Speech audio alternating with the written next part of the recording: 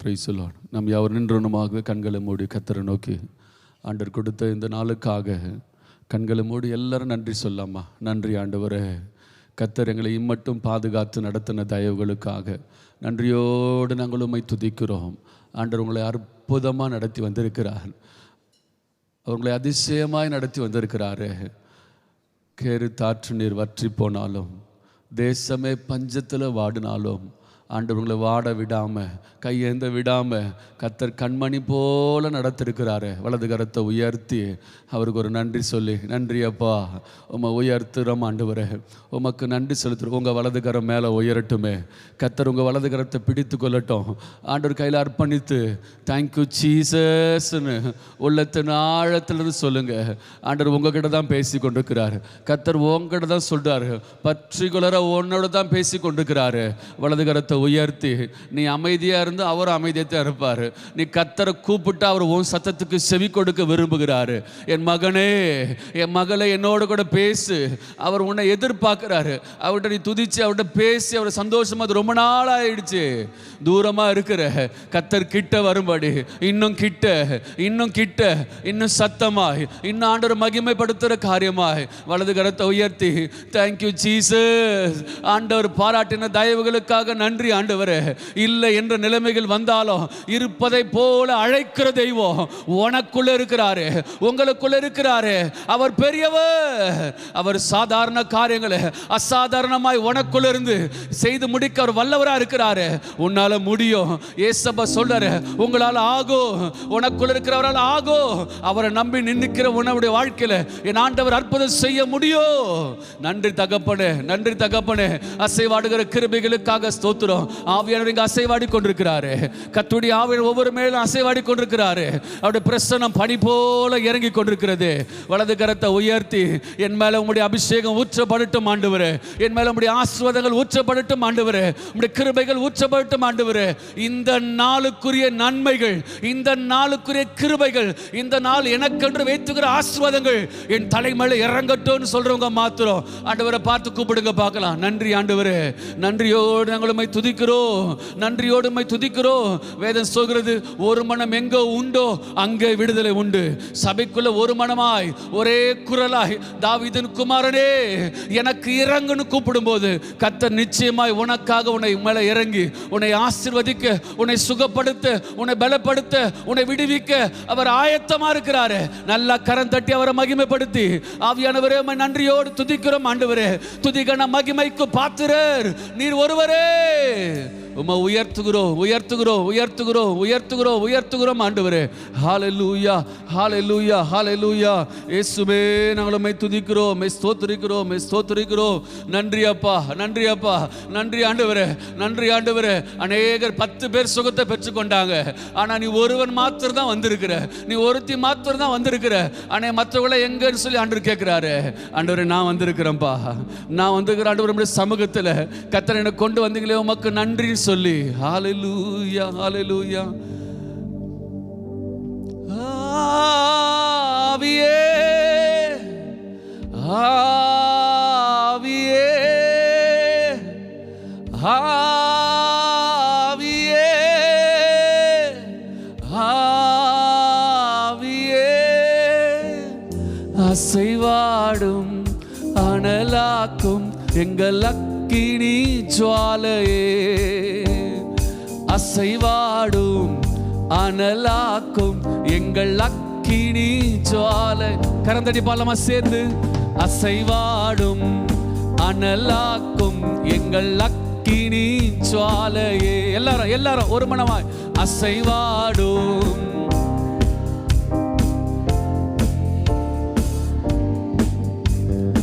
எலியாவின் தேவனே அவர் இறங்கிடும் நேரமே.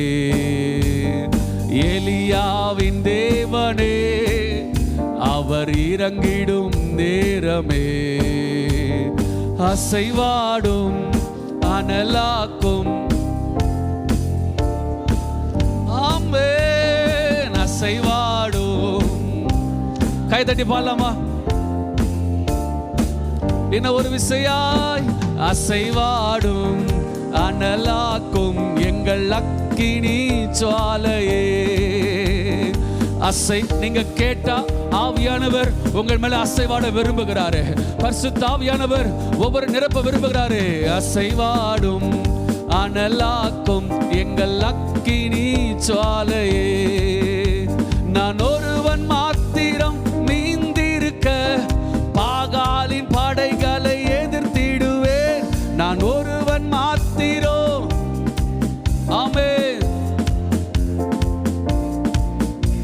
நான் ஜெபிக்க ஜெபிக்க அவர் தலை அசைப்பார், தலை அசைப்பார். நெருப்பாய் இறங்கிடுவார் என் தெய்வம். நெருப்பாய் சொல்லமா சேர்ந்து, நெருப்பாய் இறங்கிடுவார் என் தெய்வம். நெருப்பாய் இறங்கிடுவார், நெருப்பாய் இறங்கிடுவார் என் தெய்வம். நெருப்பாய் சேர்ந்து சொல்லுவோம். ஆவியே ரெபா ஹஷதல ரஹதியந்தனமா. ஆவியே அசைவாடும் அனலாக்கும். ஆமென். அசைவாடும் அனலாக்கும் எங்கள் அக்கினி ஜுவாலையே. அசைவாடும். கைதட்டி பாடலாமா? ஆவியானவர் அசைவாடி கொண்டிருக்கிறாரு. அவர் அசைவாடுகிற தெய்வம், அவர் நிரப்புகிற தெய்வம். அசைவாடும்.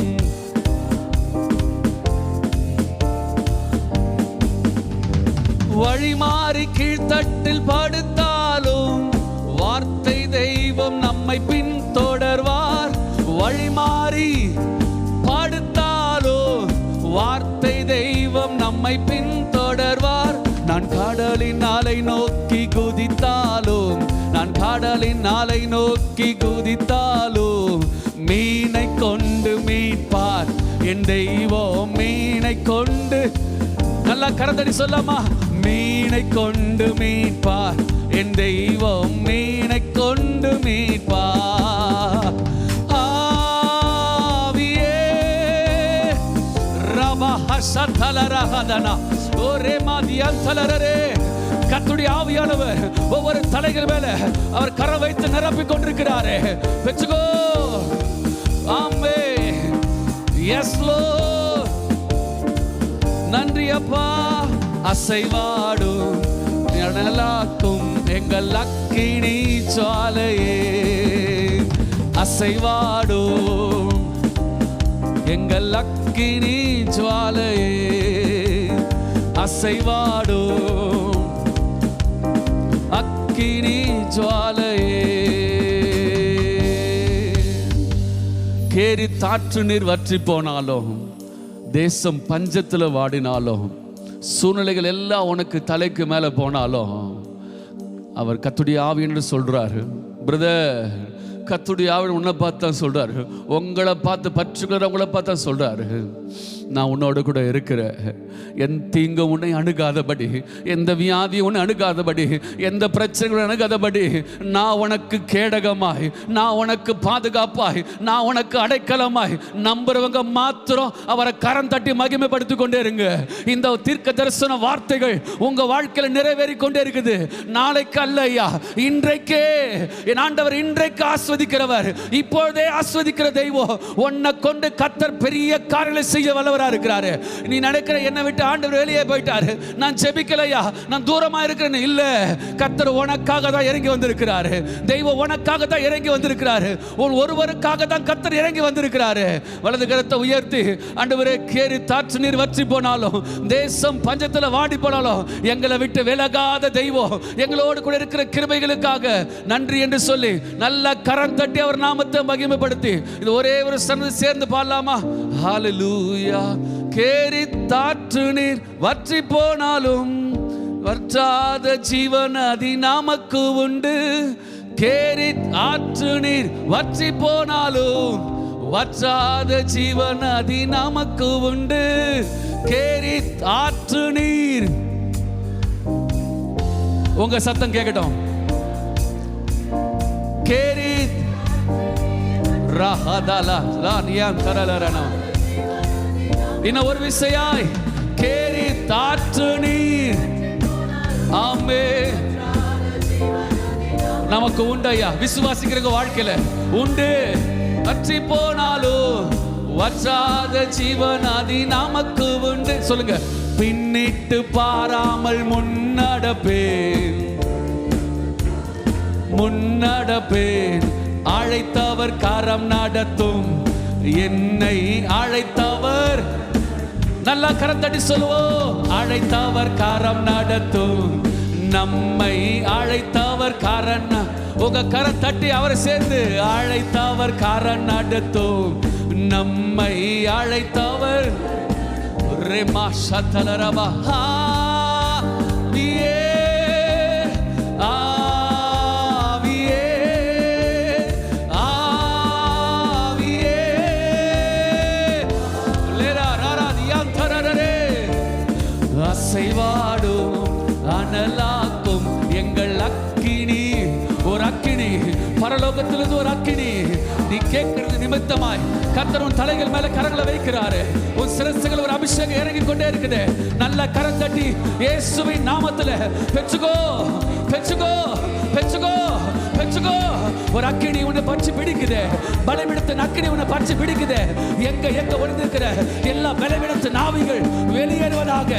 சுகம் இறங்கி கொண்டிருக்குது, பலன் இறங்கி கொண்டிருக்குது. கரம் தட்டி அவர் நாமத்தை மகிமைப்படுத்தி இயேசுவின் நாமத்துல ரிசீவ் பண்ணிக்கோ, ரிசீவ் பண்ணிக்கோ. உனக்கான ஆசீர்வாதத்தை விட்டுறாத, இந்த பொன்னான நேரத்தை விட்டுறாத. மகிமைப்படுத்தி ஆண்டவரே உயர்த்துகிறேன்னு சொல்லி, நன்றி அப்பா, நன்றி அப்பா, நன்றி அப்பா. நன்றியோடு நாங்கள் உம்மை துதிக்கிறோம். சேனைகளின் கர்த்தர் பரிசுத்தர், பரிசுத்தர், பரிசுத்தர். உம்மை உயர்த்தி ஆராதிக்கிறோம் ஆண்டவரே. நீரே பெரியவர், நீரே கனத்துக்கும் மகிமைக்கும் பாத்திரர் ஆண்டவரே. எங்களை விட்டு விலகாம, உங்க கரத்தை எங்க மனது எடுக்காம, எங்களை இதுவரைக்கும் எங்களை தாங்கி, எங்களை ஏந்தி, எங்களை சுமந்து, எங்களை தப்பு வித்து நடத்துற தயவுகளுக்காக நன்றி ஆண்டவரே, நன்றி ஆண்டவரே. உன்னை அநேகரை உன்னை அவமானப்படுத்திருக்கிறாங்க ஐயா. அண்ணால போல ஆண்டவர் சமூகத்தில் அழுது அழுது அழுது அழுது உன் கண்கள் வற்றி போயிருக்கலாம். எனக்கு விடுதலை யார் தருவா? என்னை என் கடத்தை யார் பிடிப்பா? எனக்கு யார் ஆதரவா இருப்பா? எனக்குன்னு ஒத்தாசை யாருன்னு சொல்லி இன்னைக்கு ஏசாமி நீங்க கேட்க வந்திருக்கலாம். உன் இருதயத்தை ஆண்டவர் பார்க்கிறார், உங்க இருதயத்தை ஆண்டவர் பார்க்கிறாரு. நான் தெரியாத துரிதமாய் பேசின வார்த்தை நிமித்தமாய், தெரியாம செய்த பாவத்து நிமித்தமாய் இன்னைக்கும் மனவேதனை உட்கார்ந்துருக்கிற சொல்ற உனக்குள்ள ஆண்டவர் சொல்றாரு, மேற்குக்கும் கிழக்குக்கும் எவ்வளவு தூரமோ அவ்வளவு தூரமாய் உன் பாவத்தை ஒன்ன விட்டு விலக்கிட்ட, உங்க பாவத்தை ஒன்ன விட்டு விலக்கிட்ட. இந்த பாவத்தை நிமித்தமா தான் உனக்குள்ள பலவீனம். இந்த பேசின மிஞ்சி பேசின இந்த கோபமான வார்த்தைகள் நிமித்தமா தான் பலவீனம். இந்த பலவீனத்தெல்லாம் உன்னை விட்டு நான் நீக்கிட்டே. உனக்குள்ள கர்த்தர் பிரவேசித்து உனக்குள்ள இருந்து பெரிய காரியங்களை நீ நினைக்கிற என்னை கொண்டு செய்வாரான்னு நினைக்கிற பிரதர், கர்த்தர் உங்களை கொண்டு தான் செய்ய போகிறாரு. உன்னை கர்த்தர் முன்குறித்து வைத்துக்கிறாரு, விசேஷமா உங்களை முன்குறித்து வைத்திருக்கிறாரு. அந்த அபிஷேகத்துக்காக யார் உங்க பக்கம் இல்லைனாலும் கர்த்தர் உன் பக்கமா இருக்கிறார், கர்த்தர் உன் பக்கமா இருக்கிறார், தெய்வம் உன் பக்கமா இருக்கிறார். யா உன் வலது கரத்தை பிடித்து கொண்டு சொல்லாரு, நீ பயப்படாதே, நீ திகையாதே, கலங்காதே, நான் சொன்னதை செய்யும் அளவோ உன் வலது கரத்தை நான் விடுவதே இல்லை,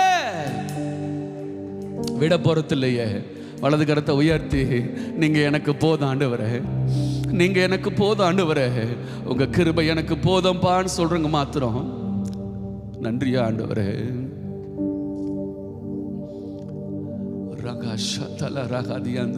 உங்க வார்த்தை ரொம்ப முக்கியம்.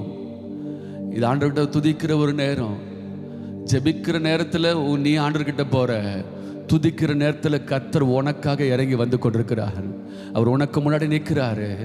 உன்னை அர்ப்பணிப்பாய், ஆனால் உனக்கு நேராக பலிபீடத்திலிருந்து வார்த்தை வந்து கொண்டே இருக்கும். ஆண்டவர் உன்னோடு கூட தான் பேசிக்கொண்டே இருப்பார். உன் துக்கத்தை சந்தோஷமா மாற்ற போறாரு, உன் வியாதியை உள்ளிருந்து விலக்க போகிறாரு. நாளைக்கு அல்ல, விசுவாசித்தா இன்னைக்கே அது அற்புதத்தை செய்ய என் ஆண்டவர் ஆயத்தமா இருக்கிறாரு.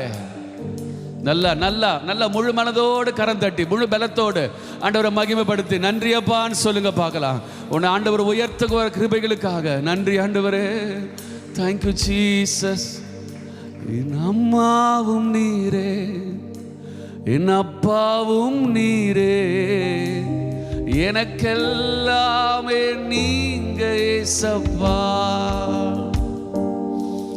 என் அம்மாவும் நீ, என் அப்பாவும் நீரே,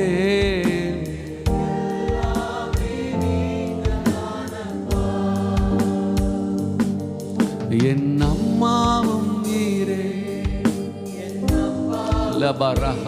எல்லா கரங்களை உயரட்டும், உங்க இருதயம் அவரோட பேசட்டும், அவர் உங்களை நம்பட்டும். ஏசப்பா என் அம்மாவும் நீரே, என் அப்பாவும் நீரே, எனக்கெல்லாமே நீங்க தானப்பா. என் கூடவே இரும் ஓ இயேசுவே, எனக்கெல்லாமே வாழ முடியாது. ஏமே சொல்லுங்க. என் பக்கத்திலே இரும் ஓ இயேசுவே, நான் வாழ முடியாது.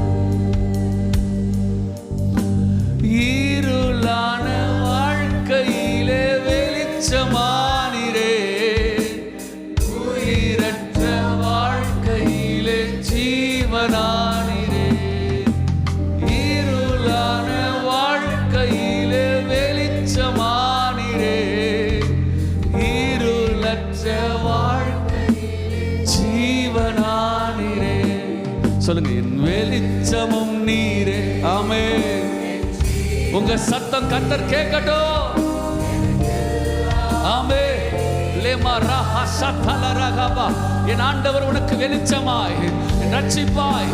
ஓ ரேஹாதியந்தல ரகபா. எல்லா இருளான வாழ்க்கைகளை என் ஆண்டவர் வெளிச்சமா மாற்றிக்கொண்டே இருக்கிறாரு. ஓ வெளிச்சத்தின் தெய்வம் உனக்குள்ள உன்னை கொண்டு பிரகாசிக்க செய்ய இருக்கிறாரு. வெளிச்சமும் நீரே, என் ஜீவனும் நீரே,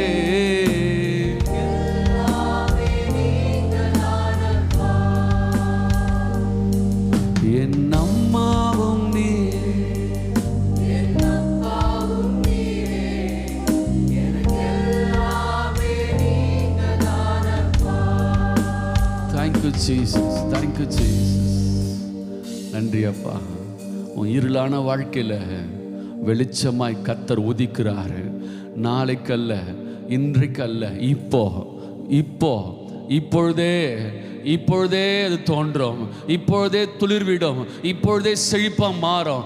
இன்றைக்கு ஆண்டவர் உனக்குள்ள அற்புதத்தை செய்கிறாரு. நல்ல விசுவாசிக்கிற கரம் தட்டி இயேசுவின் நாமத்தில் ரிசீவ் பண்ணிக்கொண்டு நான் பெற்றுக்கொள்கிறேன்னு சொல்லி உன் வாழ்க்கையின் இருளை என் ஆண்டவர் மாற்றி ஒரு புதிய வெளிச்சத்துக்குள்ள, பிரகாசிக்கிற வெளிச்சத்துக்குள்ள, ஒரு ராஜாக்கிறது வெளிச்சத்தில் ஓடி வருவார்கள். ரேமா ஹஷாத்தல ரகதனபா. மனதார வாசத்தை ஆசீர்வதித்து ஜெபிக்கிறான்பா. எங்க பிள்ளைகள் நல்லா இருக்கட்டும். இந்த கரத்தை நீ கர்த்தர் பிடித்து கொள்ளுங்க, விட்டுறாதீங்கப்பா. என் தாயும் தகப்பனும் நீரே உம்மை உயர்த்தி ஆராதிக்கிறோம். எல்லா துதியும், எல்லா கனமும், எல்லா மகிமையும் உமக்கே ஏறெடுக்கிறோம். இயேசுவின் மூலம் ஜெபிக்கிறோம் நல்ல பிதாவே.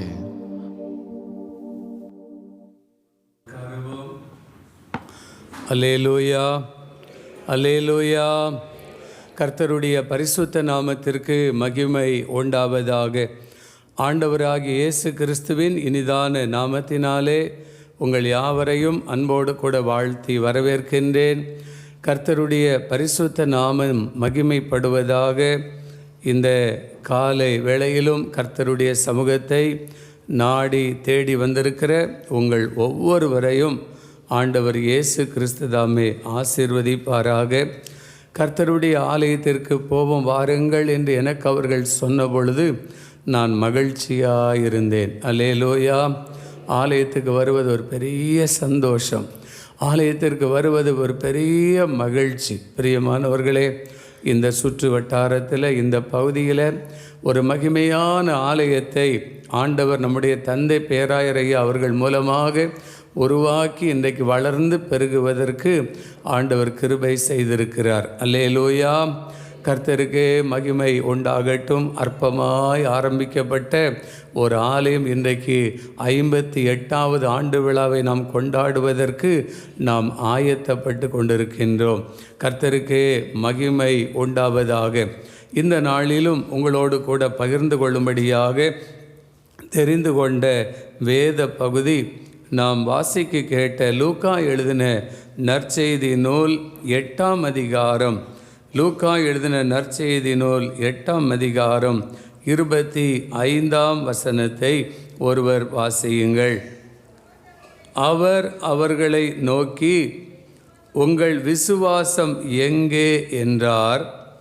அவர்கள் பயந்து ஆச்சரியப்பட்டு, இவர் யாரோ காற்றுக்கும் ஜலத்துக்கும் கட்டளையிடுகிறார், அவைகளும் இவருக்கு கீழ்ப்படுகிறது என்று ஒருவரோடொருவர் சொல்லி கொண்டார்கள். அல்லேலூயா. ஒரு நிமிடம் தலைகளை தாழ்த்தி ஆண்டவரை நோக்கி நாம் பார்க்கலாம். நன்றி ஆண்டவரே, நன்றி அப்பா. தகப்பனே, நாங்கள் உம்மை துதிக்கிறோம், உம்மை ஸ்தோத்தரிக்கிறோம். நீர் வந்தா சூழ்நிலை மாறுமே, முடியாததும் சாத்தியமாகுமே. நீர் வந்தா எங்க சூழ்நிலைகள் மாறுமே, முடியாததும் சாத்தியமாகுமே. மறுபடியும் நீர் வந்தா சூழ்நிலை மாறுமே, முடியாததும் சாத்தியமாகுமே. நிறைவே நீர் வாருமே, நிறைவே நீர் வேண்டுமே, நிறைவே நீர் போதுமே. ஆவியானவரே, நிறைவே நீர் வாருமே, நிறைவே நீர் வேண்டுமே, நிறைவே நீர் போதுமே. ஆவியானவரே,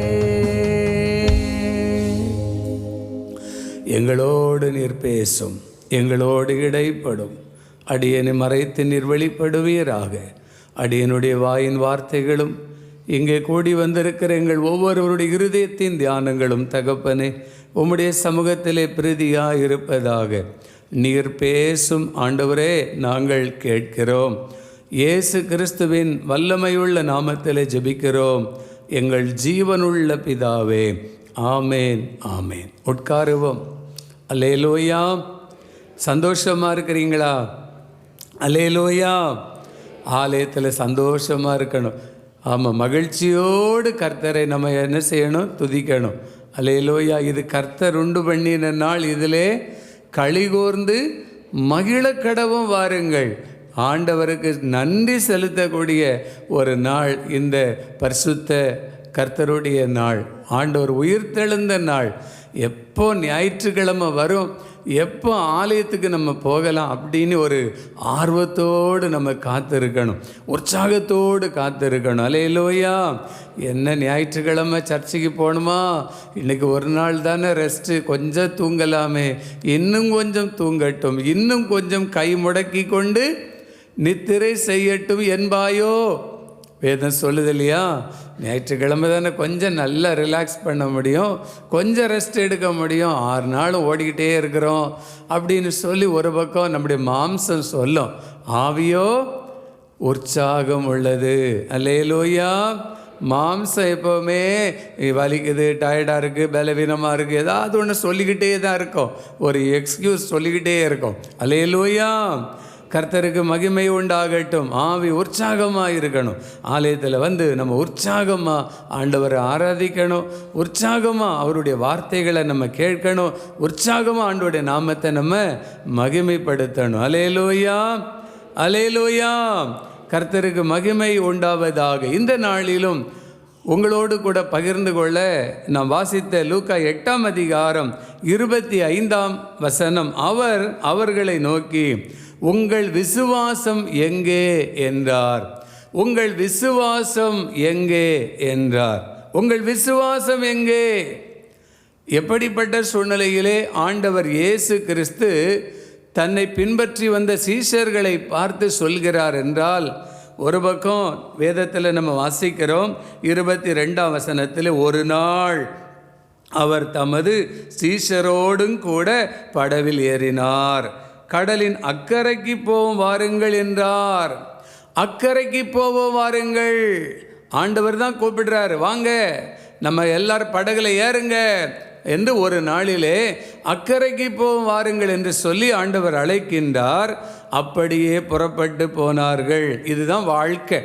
ஆமாம், அக்கறைக்கு போவோம். இந்த உலகத்தில் இக்கரையிலிருந்து அக்கறைக்கு நம்ம பயணப்பட்டு கொண்டிருக்கிறோம். அல்லேலூயா. ஆண்டவர் நடத்துகிறவர், ஆண்டவர் போஷிக்கிறவர், நாம் ஆராதிக்கிற ஆண்டவர் தப்புவிக்கின்றவர், நாம் ஆராதிக்கிற ஆண்டவர் ஜீவனுள்ள தெய்வம். அல்லேலூயா.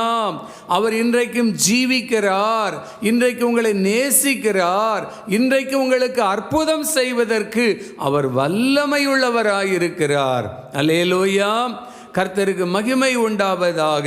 அப்படியே புறப்பட்டு போனார்கள். இப்போ வாழ்க்கை சக்கரம் சுழல ஆரம்பிக்கிறது. வாழ்க்கை சக்கரம் சுழலும் பொழுது அவர் நித்திரையாயிருந்தார். அப்பொழுது கடலிலே சுழல் காற்றடிக்கிறது. பிரியமானவர்களே, இயேசுவை ஏற்றுக்கொண்டேன், ரட்சிக்கப்பட்டேன், அபிஷேகம் பெற்றேன். ஆனாலும் ஆண்டவரை ஏற்றுக்கொண்ட பிள்ளைகளுக்கு பாடுகள் வரத்தான் செய்யுது, பிரச்சனைகள் வரத்தான் செய்யுது. சுழல் காற்று அடிக்குது. குடும்பத்தில் என்ன பண்ணுறதுன்னு தெரியலை. சுழல் காற்று அடிக்கிறது. அப்புறம் மோசமடையத்தக்கதாய் என்று அந்த வசனத்தில் எழுதப்பட்டிருக்கிறது. ஒரு பக்கம் காற்றடிக்குது, ஒரு பக்கம் மோசம் உண்டாயிருமோங்கிற பயம் வருகிறது. இன்னொரு பக்கம் 24ஆம் வசனத்தில் மடிந்து போய் விடுவோமோ என்கிற ஒரு அச்சம். அவ்வளவுதான், வாழ்க்கை முடிஞ்சு போகுமோ, மடிந்து போய் விடுவோமோ என்கிற ஒரு பயம் அவர்களுக்குடைய உள்ளத்திலே வந்தது. பிரியமானவர்களே, அப்பொழுதுதான் அவர்கள் ஆண்டவரை பார்த்து சொல்லுகிறார்கள். அவரிடத்தில் வந்து, ஆண்டவரே, ஐயரே, ஐயரே, மடிந்து போகிறோம் என்று அவரை எழுப்பினார்கள். மடிந்து போகிறோம் ஐயா, காத்தடிக்குது, புயல் அடிக்குது, வாழ்க்கையில் பிரச்சனை மேல பிரச்சனை வந்துகிட்டு இருக்குது, செலவு மேல செலவு வந்துகிட்டு இருக்குது, போராட்டத்தின் மேல போராட்டம் வந்துகிட்டு இருக்குது. எப்படி பிழைப்போமா, வாழ முடியுமா, எல்லாம் நம்பிக்கையும் இழந்து போய்விட்டோமே, சூழ்நிலையெல்லாம் வித்தியாசமா இருக்குது, கஷ்டத்தின் மேல கஷ்டம் தானே வந்துகிட்டு இருக்குது. ஆண்டவரேன்னு தேடுறேன், ஜெபிக்கிறேன், உபவாசம் இருக்கிறேன், ஒப்பு கொடுக்கிறேன், காணிக்கை கொடுக்கிறேன், ஆலயத்துக்கு முக்கியத்துவம் கொடுக்கிறேன், கர்த்தருக்கு முக்கியத்துவம் கொடுக்கிறேன். எல்லா நேரத்திலும் வீட்டை விட்டு போகும்போதெல்லாம் ஜெபம் பண்ணிக்கிட்டே போறேன். ஆனா பிரச்சனை எனக்கு தானே வந்துகிட்டு இருக்குது. ஆண்டவர் இன்றைக்கு நம்மை பார்த்து தான் கேட்கிறார், உங்கள் விசுவாசம் எங்கே? அல்லேலூயா. பிரியமான தேவ ஜனமே, மோசம் போகிற நிலைமை, மடிந்து போகிற நிலைமை, அப்படிப்பட்ட ஒரு சூழ்நிலையில தான் ஆண்டவர் இயேசு கிறிஸ்து தன்னை சூழ்ந்திருந்த சுற்றி இருக்கிற சீடர்களை பார்த்து சொல்லுகிறார், உங்கள் விசுவாசம் எங்கே? உங்கள் விசுவாசம் எங்கே? இன்றைக்கு இந்த தலைப்பில் தான் சில காரியங்களை ஆண்டவர் என் மனசில் உணர்த்தின காரியங்களை உங்களோடு கூட இந்த கால வேளையில் பகிர்ந்து கொள்ள வாஞ்சிக்கிறேன். கடந்த நாட்களிலே தொடர்ந்து விசுவாசத்தை குறித்து உங்களோடு பகிர்ந்து கொண்டு வருகிறேன். கர்த்தருக்கு மகிமை உண்டாவதாக. கிறிஸ்தவ வாழ்க்கையின் துவக்கம் என்பது விசுவாசம். எபிரேயர் 12:1 வாசிக்கிறோம், விசுவாசத்தை துவக்குகிறவர் முடிக்கிறவர் என்று சொல்லி வாசிக்கிறோம். அதே போல கிறிஸ்தவ வாழ்க்கையின் முடிவும் விசுவாசம்தான். 2 தீமோத்தேயு 4ஆம் அதிகாரம் 7ஆம் வசனத்திலே வாசிப்பீர்கள் என்றால், ஓட்டத்தை முடித்தேன், விசுவாசத்தை காத்து கொண்டேன். கடைசி வரைக்கும் ஆண்டவர் எதிர்பார்க்கின்ற கிறிஸ்தவ வாழ்க்கையின் அனுபவம் என்னவென்றால், விசுவாசத்தை நீ காத்து கொள்ளுகிறாயா? கடைசி வரைக்கும் உனக்குள்ள விசுவாசம் இருக்கிறதா? உன் விசுவாசம் எங்கே போனது? பாடுகள் வருகிறது உண்மைதான், கஷ்டம் வருகிறது உண்மைதான், பிரச்சனைகள் வருகிறது உண்மைதான். உன் விசுவாசம் எங்கே? உன் விசுவாசத்தை உன்னால் காத்து கொள்ள முடிகிறதா? பிரியமானவர்களே, நம்முடைய திருச்சபை என்பதே வேதம் நமக்கு என்ன சொல்லுகிறது? கலாத்தியர் 6ஆம் அதிகாரத்திலே நீங்கள் 10ஆம் வசனத்திலே வாசித்து பார்ப்பீர்கள் என்றால், திருச்சபை என்பதை குறித்து கலாத்தியர் 6:10 நீங்கள் வாசித்து பாருங்கள். அங்கே ஆகையால் நமக்கு கிடைக்கும் சமயத்திற்கு தக்கதாக யாவருக்கும் விசேஷமாக விசுவாச குடும்பத்தார்கள். நாம் யாரு? விசுவாச குடும்பம். திருச்சபை என்பது விசுவாச குடும்பம். அதனால விசுவாசிகள் அப்படின்னு சொல்லி பிலீவர்ஸ் அப்படின்னு நம்ம அழைக்கப்படுகிறோம். நாம் யாரு? விசுவாச குடும்பத்தின் மக்கள். எதை விசுவாசிக்கிறோம்? ஆண்டவர் இயேசு கிறிஸ்துவை விசுவாசிக்கிறோம். எதை விசுவாசிக்கிறோம்? அவர் நமக்காய் பட்ட பாடுகளை விசுவாசிக்கிறோம். எதை விசுவாசிக்கிறோம்? அவர் ஜீவனோடு இருக்கிறவர் என்று சொல்லி நாம் விசுவாசிக்கிறோம். எதை விசுவாசிக்கிறோம்? அவர் எனக்காய் மரித்தார், எனக்காய் இரத்தம் சிந்தினார், என் பாவத்தை சிலுவையில் சுமந்தார், நான் நீதிமான் ஆக்கப்பட்டேன், அவருடைய இரத்தத்தினால் நான் கழுவப்பட்டிருக்கிறேன், அவர் என் தெய்வம், அவர் என் இரட்சகர், நான் அவர் பிள்ளை என்பதை விசுவாசிக்கிறேன். அல்லேலூயா. நான் விசுவாசிக்கிறேன். எதை விசுவாசிக்கிறேன்? என் ஆண்டவர் உயிரோடு இருக்கிறார் என்று நான் விசுவாசிக்கிறேன். எதை விசுவாசிக்கிறேன்? என் ஆண்டவரின் ஜெபத்திற்கு பதில் கொடுக்கிறவர் என்று நான் விசுவாசிக்கிறேன். எதை விசுவாசிக்கிறேன்? என் சொந்த பலத்தை நான் நம்பி இல்லை, கர்த்தர் எனக்கு பலனை தருகின்றார் என்பதை விசுவாசிக்கிறேன். எதை நான் விசுவாசிக்கிறேன்? எண்ணத்தை உண்போம், எண்ணத்தை குடிப்போம், எண்ணத்தை உடுப்போம் என்று நான் கவலைப்படவில்லை. இதையெல்லாம் அஞ்ஞானிகள் நாடி தேடுகிறார்கள். இவைகள் எல்லாம் எனக்கு வேண்டியது என்று என் பரமபிதா அறிந்திருக்கிறார், என்னை போஷிப்பார் என்பதை அறிந்திருக்கிறேன். அல்லேலூயா. நான் விசுவாசிக்கிறேன். அதனால்தான் பவுல் அப்போஸ்தலன் சொன்னார், நான் விசுவாசிக்கிறவர் இன்னார் என்று அறிந்திருக்கிறேன். அறிந்திருக்கிறீங்களா? நம்ம விசுவாசிக்கிற யார் என்று அறிந்திருக்கிறீங்களா? அறியாத ஒருத்தர்கிட்ட உங்க விலை மதிப்புடைய பொக்கிஷத்தை ஒப்படைப்பீங்களா? யோசிச்சு பாருங்க. ஆண்டவர்கிட்ட நீங்க ஒப்படைச்சு, அதுதான் ஆராதனை. ஆராதனைங்கிறது சும்மா கண்ணை மூடிக்கிட்டு கையை தூக்கிட்டு நிற்கிறது மாத்திரம் இல்லை. ஆண்டவரே, நான் உங்ககிட்ட என்னை ஒப்படைச்சிட்டேன், நீங்க தான் நடத்தணும், நீங்க தான் என்னை பார்த்துக்கணும், என் பிள்ளைங்களை, என் குடும்பத்தை, என் வேலை, படிப்பு, தொழில், திறமை, தாளந்து எல்லாவற்றையும் ஒப்படைச்சிட்டேன். உங்களை நம்பி ஒப்படைச்சிட்டேன்ப்பா. உங்களை நான் நம்புறேன் ஆண்டவரே, நான் விசுவாசிக்கிறேன். அல்லேலூயா. கர்த்தருக்கு மகிமை உண்டாவதாக. விசுவாச குடும்பத்தார். நம்ம எல்லாரும் யாரு? விசுவாச குடும்பத்தார். பிரியமானவர்கள், அதை நாம் மறந்து விடக்கூடாது. விசுவாச குடும்பத்தை சார்ந்தவர்கள் நாம். அது மாத்திரமல்ல, நாம் யார் அப்படின்னு சொன்னோம். வேதத்தில் நம்ம பார்க்கிறோம், விசுவாசத்தின் ஆவியை நாம் பெற்றிருக்கிறவர்கள் என்பதை நாம் மறந்து போய்விடக்கூடாது. பிரியமானவர்களே, அதனால்தான் யோவான் 1:12 வாசிக்கிறோம், அவருடைய நாமத்தின் மேல் விசுவாசம் உள்ளவர்களாய் அவரை ஏற்றுக்கொண்டவர்கள் எத்தனை பேர்களோ அத்தனை பேர்களும் தேவனுடைய பிள்ளைகள். அல்லேலூயா. தேவனுடைய பிள்ளைகளா நம்ம இருக்கிற. எதனா? எப்படி? விசுவாசத்தினாலே. கர்த்தருக்கு மகிமை உண்டாகட்டும். அதனால தான் நம்ம வேதத்தில் வாசிக்கும் பொழுது 1 தீமோத்தேயு 6 12 நேராக நீங்கள் வேதத்தை திருப்பிக் கொள்வீர்கள் என்றால் 6 12 அங்கே என்ன எழுதப்பட்டிருக்கிறது? விசுவாசத்தின் நல்ல போராட்டத்தை போராடு. விசுவாசம் என்பதே ஒரு போராட்டம். நம்முடைய யுத்தம் என்ன? விசுவாசத்தின் போராட்டம். அதை நாம் மறந்துவிடக்கூடாது. அதனால தான் விசுவாசம் என்பது ஒரு பெரிய வெப்பன்ஸ். ஆண்டவர் நம்முடைய கையிலே கொடுத்திருக்கிற போர் ஆயுதம். எபேசியர் 6 நேராக வேதத்தை நீங்கள் திருப்பிக் கொள்ளுங்கள். 6 16 பாருங்கள். 6:16 பொல்லாங்கன் எய்யும் அக்கினி ஆஸ்திரங்களை எல்லாம் அவித்து போடத்தக்கதாய் எல்லாவற்றிற்கும் மேலாக விசுவாசம் என்னும் கேடகத்தை பிடித்துக் கொள்ளுங்கள். அல்லேலூயா. பிரியமானவர்களே, பிசாசுக்கு தெரியும், எல்லாவற்றிற்கும் மேலாக விசுவாசம் என்னும் கேடகத்தை பிடித்துக் கொள்ளுங்கள். அதனால தான் சாத்தா என்ன செய்யற? உக்கிரமா தாக்குறான். யாரை தாக்குறான்? விசுவாச குடும்பத்தார்களை தாக்கி கொண்டிருக்கிறான். அவனுக்கு தெரியும் அவன் என்ன அம்புகளை எய்கிறான். சாதாரண அம்புகளை அல்ல, சாதாரண அம்புகளை விசுவாச விசுவாச குடும்பத்தாரை நோக்கி அவன் எய்து கொண்டிருக்கவில்லை. அவன் எப்படிப்பட்ட அம்புகளை எய்து கொண்டிருக்கிறானாம்? பொல்லாங்கன் எய்யும் அக்கினியாஸ்திரங்கள்.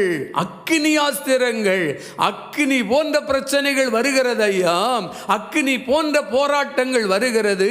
தாக்கு பிடிக்க முடியல, என்ன பண்றது அப்படின்னா வேதம் சொல்லுகிறது, விசுவாசம் என்னும் கேடகத்தினாலே அதை மேற்கொள்ள முடியும்.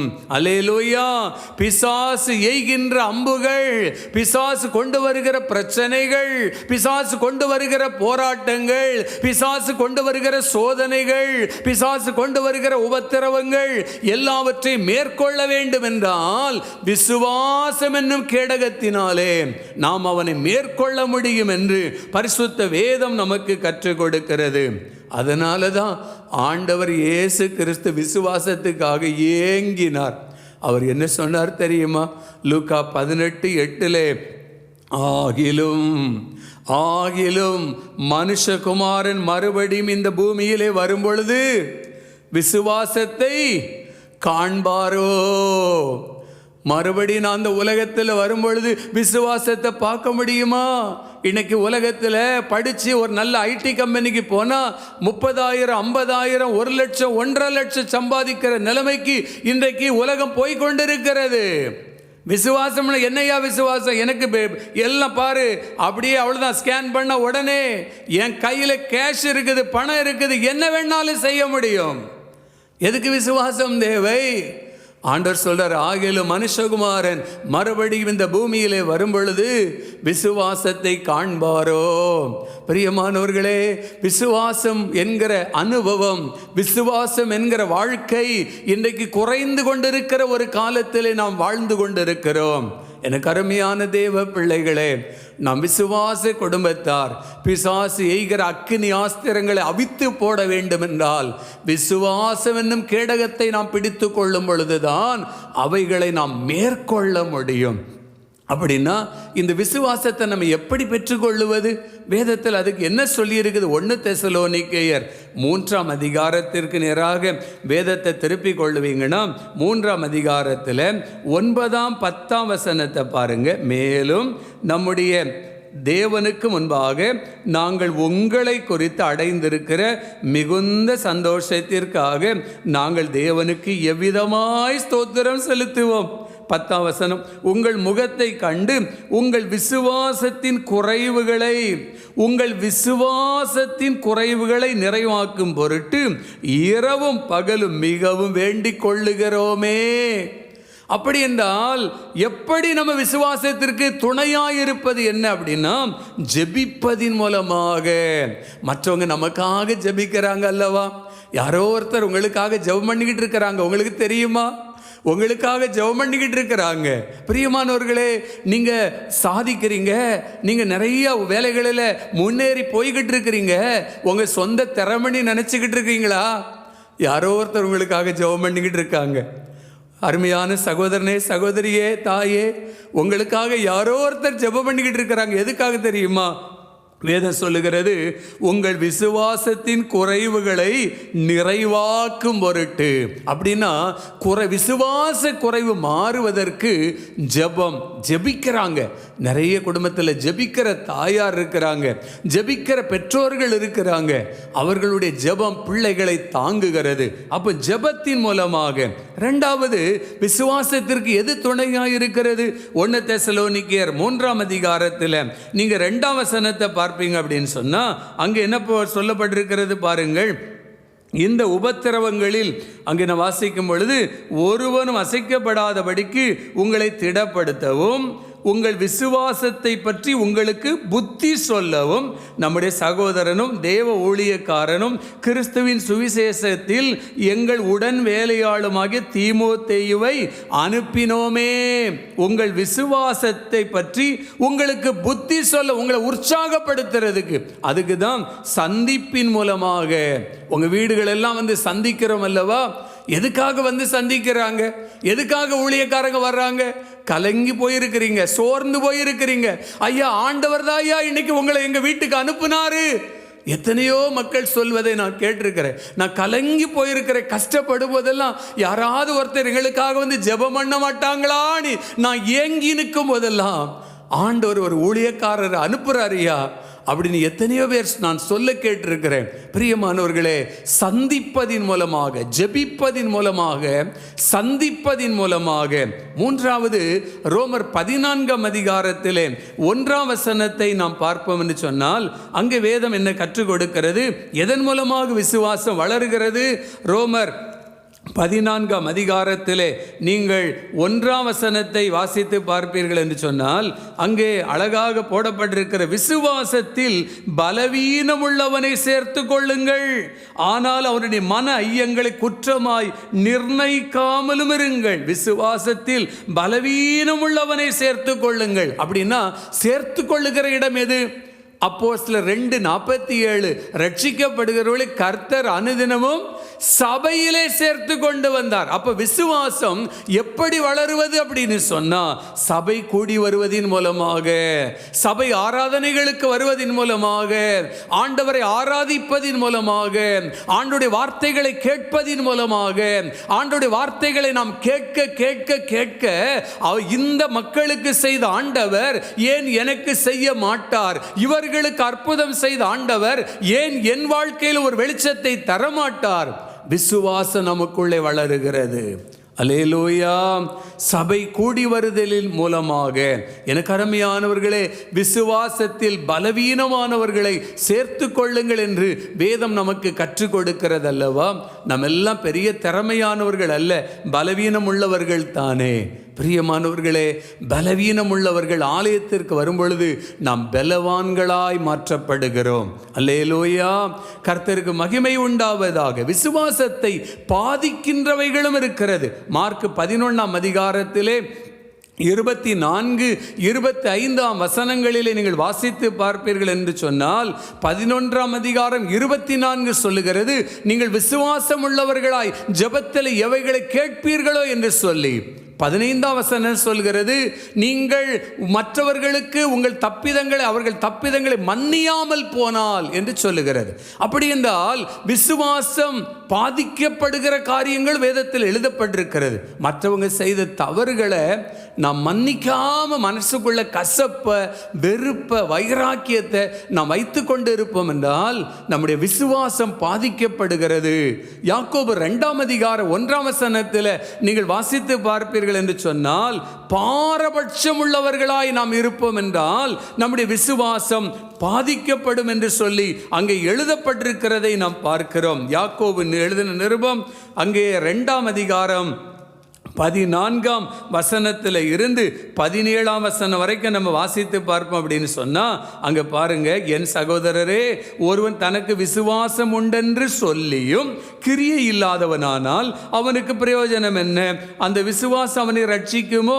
ஒரு சகோதரனாவது சகோதரியாவது வஸ்திரம் இல்லாமலும் அனுதின ஆகாரம் இல்லாமலும் உங்களில் ஒருவன் அவர்களை நோக்கி, நீங்கள் சமாதானத்தோடே போங்கள், குளிர் காய்ந்து பசியாருங்கள் என்று சொல்லியும் சரீரத்திற்கு வேண்டியவைகளை அவர்களுக்கு கொடாவிட்டால் பிரயோஜனம் என்ன? 17 அப்படியே விசுவாசமும் கிரியைகள் இல்லாதிருந்தால் தன்னில் தானே செத்ததாயிருக்கும். பிரியமானவர்களே, தன்னலமற்ற, சுயநலமற்ற ஒரு அன்பு இல்லைன்னா அந்த விசுவாசம் செயல்படாத விசுவாசத்தை பாதிக்கிறது எது? சுயநலம். பிரியமானவர்களே, நாங்கள் உங்களுக்காக ஜெபம் பண்ணுறோம், போயிட்டு வாங்க அப்படின்னு சொன்னால் அங்கே பசி போயிருமா? யோசிச்சு பாருங்க, என்ன சொல்லியிருக்கு பாருங்க.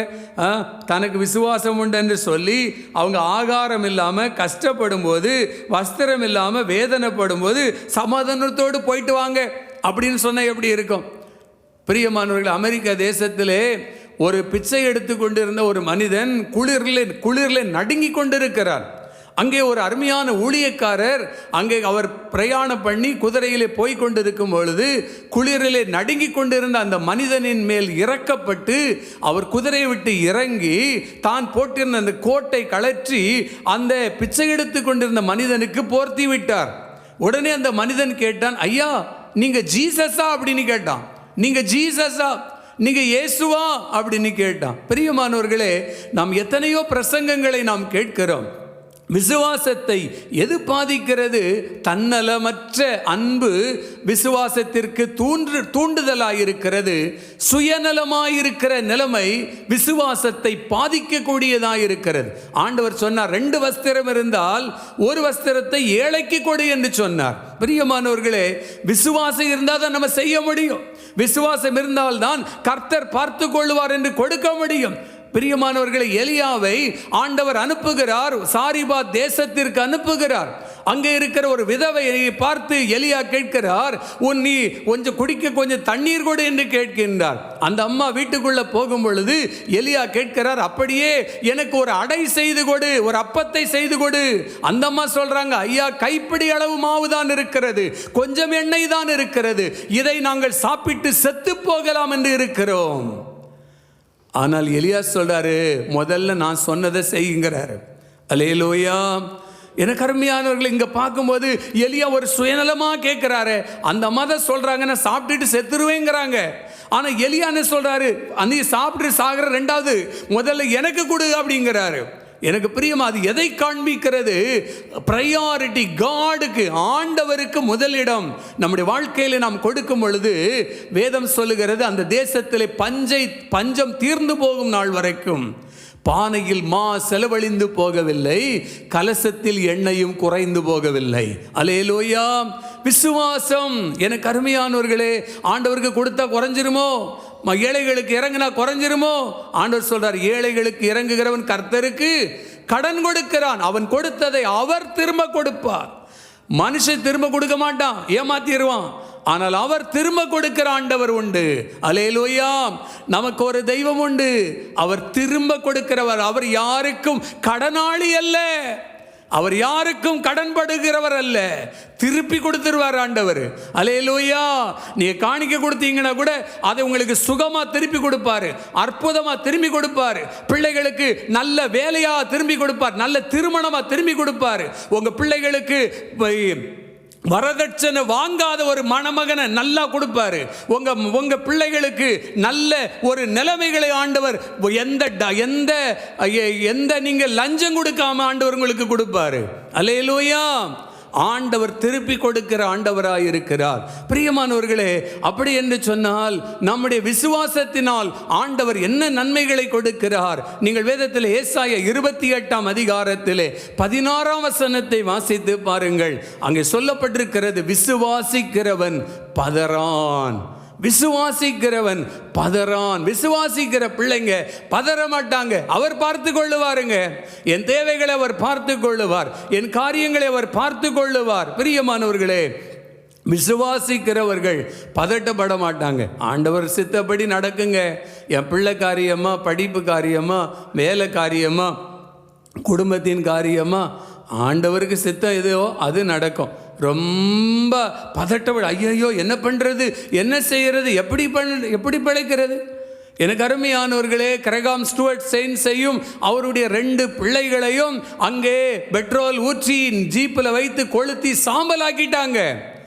அந்த அம்மா சொல்றாங்க, ஆண்டவர் மன்னிச்சது மாதிரி நான் அந்த கொலைகார பாவிகளை மன்னிக்கிறேன்னு சொல்லி மன்னிச்சிட்டாங்க. பதட்டப்படலை. ஏன் அப்படின்னா, என் பிள்ளைங்க எங்கே மறிச்சா அங்கே இருப்பாங்க. அல்லேலூயா. அதுதாங்க கிறிஸ்தவ. பதறல, பதட்டப்படலை. அநேக பரிசுத்தவான்கள் பாருங்க, இயேசு கிறிஸ்துவோடு கூட இருந்தவர்கள் பதட்டப்பட்டாங்க, பதறினார்கள். எப்பொழுது ஆண்டவரை காட்டி கொடுத்தாங்க, ஆண்டவரை மறுதலிச்சாங்க, ஆண்டவரை விட்டுட்டு எல்லாரும் ஓடி போனாங்க. ஜீசஸ் சொன்னாரு, இன்று ராத்திரி மேய்ப்பனை வெட்டுவேன், ஆடுகள் சிதறடிக்கப்படும், நடக்கும்னு சொன்னாரு. பேதுரு சொன்னா, ஆண்டவரே, உம்மோடு நான் மறிக்க வேண்டியதாக இருந்தாலும் நான் மறுதலிக்க மாட்டேன் ஆண்டவரேன்னு சொன்னா. ஆனால் எல்லாரும் ஓடி போயிட்டாங்க, எல்லாரும் மறுதலிச்சிட்டாங்க. ஆனால் உயிர்த்தெழுந்த இயேசுவை தரிசித்த பிற்பாடு, உயிர்த்தெழுந்த ஆண்டவரை தரிசித்த பிற்பாடு, என்னிடத்தில் அன்பாயிருக்கிற எங்களப்பா, என்ன நேசிக்கிறீங்களான்னு கேட்ட ஆண்டவரை தரிசித்த பிற்பாடு அவங்க சொன்னாங்க, அடிக்கிறீங்களா எங்களை அடிங்க, கொலை பண்றீங்களா பண்ணுங்க, வெட்டுவீங்களா வெட்டுங்க, அங்கே மரிச்சா அங்கே இருப்போம். அவர்கள் பதட்டப்படலை. 12 அதிகார அப்போஸ் நடவடிக்கைகளில் சிறைச்சாலையில் பேதுருவை கட்டி காவல் வைச்சிருக்கிறாங்க. அடுத்த நாள் அவனுக்கு கொலை பண்ணணும். ஏரோதுக்கு பிறந்த நாள், பிறந்த நாளில் கொலை பண்றது யாரு? பேதுருவை தான். ஆனால் பேதுரு எப்படி இருந்தார்? செயலுக்குள்ள நல்லா தூங்கிக்கிட்டு இருந்தார். எப்படிங்க தூக்கம் வரும்? எப்படி தூக்கம் வரும்? எனக்கு அருமையானவர்களை, பதட்டப்படலை. விசுவாசிக்கிறவன் பதறான் என்று வேதம் நமக்கு கற்றுக் கொடுக்கிறது அல்லவா? யோவான் 14:1 அதைத்தான் சொல்லுகிறது. உங்கள் இருதயம் கலங்காதிருப்பதாக, தேவனிடத்தில் விசுவாசமாய் இருங்கள், என்னிடத்தில் விசுவாசமாய் இருங்கள். யார் சொன்னார்? இயேசு கிறிஸ்து சொன்னார். கலக்கம் வருகிறதா? கவலை வருகிறதா? பிரச்சனைகள் வருகிறதா? பதட்டப்பட வைக்கிறதா? வேதம் நமக்கு கற்றுக் கொடுக்கிறது. என்னிடத்தில் விசுவாசமாயிருங்கள் என்று சொன்ன இயேசுவை நோக்கி பாருங்கள். அல்லேலூயா. விசுவாசிக்கிறவர்கள் பதறுவதில்லை. லூக்கா 1:45 அங்கே மரியாள் இருந்த வீட்டுக்குள்ளே தேவதூதன் பிரவேசித்து, கிருபை பெற்றவளே வாழ்க, கர்த்தர் உன்னோடு கூட இருக்கிறார், ஸ்திரீகளுக்குள்ளே நீ ஆசீர்வதிக்கப்பட்டவள், உன் கற்பத்தின் கனியும் ஆசீர்வதிக்கப்பட்டது. அவள் சொல்லுகிறாள், இந்த வாழ்த்துதல் எப்படிப்பட்டதோ, நான் புருஷனை அறியேனே. எனக்கு அருமையானவர்களே, அவள் குழம்பிக் கொண்டிருக்கிறாள், கலங்கி கொண்டிருக்கிறாள்.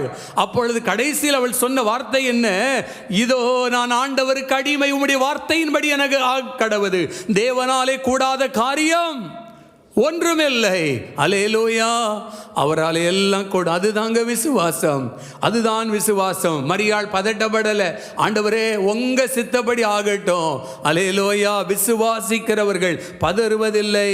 ரோமர் 1:16-17 விசுவாசிக்கிறவர்கள் பிழைப்பார்கள், விசுவாசிக்கிறவர்கள் பிழைப்பார்கள். மனுஷன் அப்பத்தினால் மாத்திரமல்ல, தேவனுடைய வாயிலிருந்து புறப்படுகிற ஒவ்வொரு வார்த்தையினாலும் பிழைப்பான். இந்த விசுவாசத்தினால் பிழைப்பான் என்கிற இந்த காரியம்தான் மார்ட்டின் லூத்தர் என்கிற புராட்டஸ்டன்ட் இயக்கத்தை உருவாக்கின மார்ட்டின் லூத்தரை பாதித்த ஒரு வசனம் என்னன்னா, விசுவாசத்தினால் தான் ஐயா ஒரு மனுஷன் பிழைக்க முடியும். விசுவாசத்தினால. இதே வசனம் வேதத்தில் திரும்ப திரும்ப 4 இடங்களில் வருகிறது. ஆபகுக் 2:4 ரோமர் 1:17, கலாத்தியர் 3:11, எபிரேயர் 10:38. விசுவாசத்தினால் நீதிமான் பிழைப்பான், பின் வாங்கி போவானால் அவன் மேல் என் ஆத்துமா பிரியமாயிராது.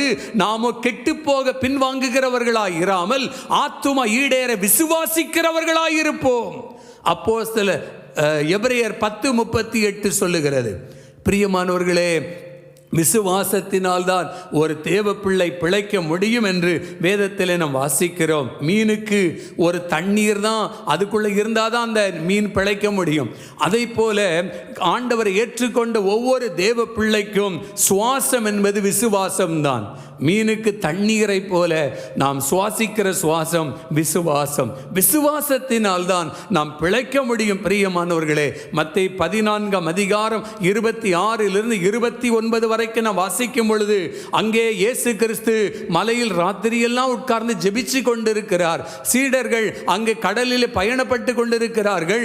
வருத்தம், எதிர்காற்று அடிக்கிறது, வருத்தங்கள் வருகிறது. அப்பொழுது இயேசு அவர்கள் படுகிற கஷ்டத்தை பார்த்து கடலில் அவர் நடந்து வந்து அவர்களை கடந்து போகிறவர் போல் தன்னை காண்பித்துக் கொண்டார். அவர் தன்னை கடந்து போகிறவர் போல காண்பித்துக் கொண்டார். அப்பொழுது ஆண்டவரை பார்த்து அவர்கள் ஒரு ஆவேசம் என்று சொல்லி அவர்கள் பதட்டப்பட்ட பொழுது, பயப்படாதுங்க நான் தான் அப்படின்னு சொன்ன பொழுது பேதுரு சொல்லுகிற, ஆண்டவரே நீரேயானால் நானும் கடல்ல நடந்து வருகிற ஆண்டவரே என்று சொன்ன பொழுது வா அப்படின்னு சொல்லுகிறார். பிரியமானவர்களே, இயேசுவையே பார்த்து கொண்டு வந்தவன் இப்பொழுது அந்த சூழ்நிலைகளை பார்க்கிறான், அமிழ்ந்து போனான். பிரியமானவர்களே, கிறிஸ்தவ வாழ்க்கையில் விசுவாச வாழ்க்கை என்பது சூழ்நிலைகளை பார்ப்பதல்ல, இயேசுவையே பார்ப்பது. அல்லேலூயா. நீங்கள் சூழ்நிலைகளை பார்த்தீங்கன்னா அமிழ்ந்துருவீங்க. சூழ்நிலைகளை ஆகிய பிரச்சனைகளை பார்த்தீங்கன்னா அது உங்களை அமிழ்த்தி விடும், அது உங்களுக்கு எதிராய் மாறி போய்விடும். நீங்கள் ஆலயத்துக்கு வர முடியாது, ஜெபிக்க முடியாது, தேட முடியாது, வசனத்தை வாசிக்க முடியாதபடி உங்களை அமிழ்த்தி விடும்.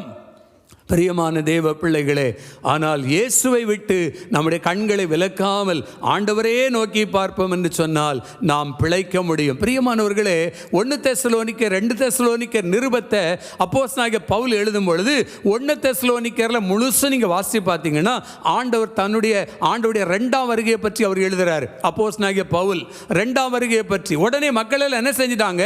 வேலைக்கு போக வேண்டாம், எதுவும் செய்யாண்டாம், வீட்டில் உட்காந்து நல்லா சாப்பிட்டுக்கிட்டு தூங்கலாம் அப்படிங்கிற ஒரு மைண்ட் செட்டுக்கு வந்துட்டாங்க.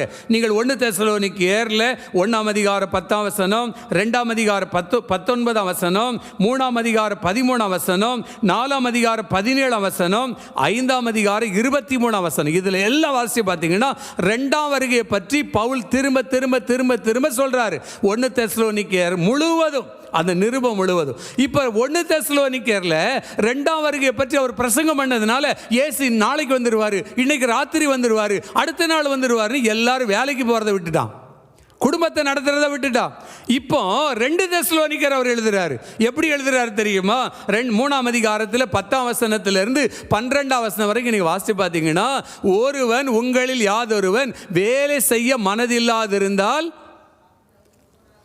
என்ன கூடாது? வேலைக்கு போகாமல் இருந்தீங்கன்னா சாப்பிடாதுங்கன்னு எழுதுறார். ஏன் தெரியுமா? 2ஆம் வருகை எதிர்பார்த்து நாளைக்கு வந்துடுவா, அடுத்த நாள் வந்துடுவான்னு சொல்லி அப்படியே உட்காந்துட்டாங்க. இப்போ 2 தெசலோனிக்கேயர்ல பவுல் எழுதுறாரு, உங்களில் ஒருவன் வேலைக்கு போகாமல் இருந்தா நீங்கள் சாப்பிடவே கூடாது, ஏன்னா எல்லாரும் உழைக்கணும். அவர் சொல்றாரு, நான் இந்த சரீரத்தில் வேலை செய்து ஊழியத்தை செய்கிறேன் அப்படிங்கிறாரு. அல்லேலூயா, கர்த்தருக்கு மகிமை உண்டாவதாக. பிரியமானவர்களே, விசுவாசத்தினால் நாம் பிழைக்கிறோம். அது மாத்திரமல்ல, விசுவாசத்தினால் தான் நமக்கு அற்புதம் நடக்குது. மத்தேயு 13ஆம் அதிகாரம் 58ஆம் வசனத்தில் நீங்கள் வாசித்து பார்த்தீங்கன்னா, அவர்களுடைய அவிசுவாசத்தை ஆண்டவர் கண்டு அங்கே அநேக அற்புதங்களை செய்யலை. எதனால தெரியுமா? இவன் தச்சனுடைய குமாரன் அல்லவா, இவன் யோசேப்பின் மகன் அல்லவா, இவனுடைய சகோதரிகள் இங்கே இருக்கிறாங்களே என்று சொல்லி இடரல் அடைந்ததினால ஆண்டவர் அங்கே அநேக அற்புதங்களை அவர் செய்யவில்லை. எதனால்? அவர்களுடைய அவிசுவாசத்தை கண்டு. அப்படி என்றால் ஆண்டவர் நம்முடைய வாழ்க்கையிலே அற்புதங்கள் செய்யணும்னா நம்மகிட்ட எதிர்பார்க்கிறது என்ன தெரியுமா? விசுவாசம். விசுவாசித்தால் தான். மார்க் 6ஆம் அதிகாரத்தில் 3ஆம் வசனத்திலிருந்து 6ஆம் வசனம் வரைக்கும் நம்ம அதை வாசிக்கிறோம். அது மாத்திரமல்ல, விசுவாசித்தால் நான் ஒரு நாள் கெட்டு போக மாட்டோம். அல்லேலூயா. நாம் முறையாய் வாசித்த சங்கீதம் 27ஆம் சங்கீதத்தில் 13ஆம் வசனத்தில் தாவீது சொல்றாரு, நானோ, அப்போ ஒரு கூட்ட மக்கள் எப்படியோ இருக்காங்க, ஆனால் தாவீது சொல்ற, நானோ ஜீவனுள்ளோர் தேசத்தின் நன்மையை காண்பேன் என்று விசுவாசியாதிருந்தால் கெட்டு போயிருப்பேன். விசுவாசிக்காமல் நான் போயிருந்தா நான் கெட்டு போயிருப்பேன். எனக்கு அருமையான தெய்வ பிள்ளைகளே, ஆண்டவர் விசுவாசிக்கிறவர்கள், வேதம் யோவான் 3:16, தேவன் தம்முடைய ஒரே பேரான குமாரனை விசுவாசிக்கிறவன் எவனோ அவன் கெட்டு போகாமல் நித்திய ஜீவனை அடையும்படிக்கு அவரை தந்தருளி இவ்வளவாய் உலகத்தில் அன்பு கூர்ந்தார். எதுக்காக தெரியுமா? நம்ம எல்லாரும் கெட்டு போயிடக்கூடாதுன்னு சொல்லி, நம்ம எல்லாரும் வழி தப்பி போயிடக்கூடாதுன்னு, இந்த உலகத்தின் அசுத்தத்தில் நம்ம விழுந்து போய்விடக்கூடாதுன்னு சொல்லி, ஒரு மனுஷன் கூட கெட்டு போகுது அவருடைய சித்தம் அல்ல. அல்லேலூயா. எல்லாரும் ரட்சிக்கப்படணுமே. எனக்கு அருமையானவர்களே, அதனால தான் ஒருத்தர் கூட கெட்டு போயிடக்கூடாதுன்னு சொல்லி ஆண்டவர் இயேசு கிறிஸ்து இந்த உலகத்திற்கு கடந்து வந்தார். பிரியமானவர்களே, விசுவாசிக்கிறவங்க பதற மாட்டாங்க. விசுவாசத்தினால பிழைப்பு உண்டு. விசுவாசிக்கிறவங்களுக்கு அற்புதம் உண்டு. விசுவாசிக்கிறவங்க கெட்டு போவதில்லை. கர்த்தர் தாமே இந்த திருவார்த்தைகளை நமக்கு ஆசீர்வதித்து தருவாராக. ஆமென்.